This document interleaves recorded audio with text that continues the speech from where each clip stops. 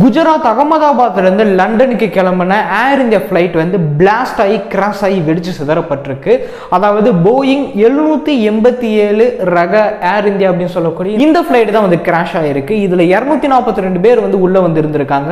இதில் 230 passengers and 2 pilots 10 staffs வந்து உள்ளே வந்து இருந்திருக்காங்க. இதோட இன்னொரு மிகப்பெரிய விஷயம் என்ன அப்படின்னா, முன்னாள் குஜராத்தோட ஓல்டு சிஎம், அதாவது முன்னாள் முதல்வர் வந்து விஜய் ரூபானியுமே வந்து உள்ளே வந்து இருந்திருக்காரு அப்படிங்கிறத சொல்கிறாங்க. இந்த ஃப்ளைட் வந்து 1:17 வந்து கிளம்பியிருக்கு.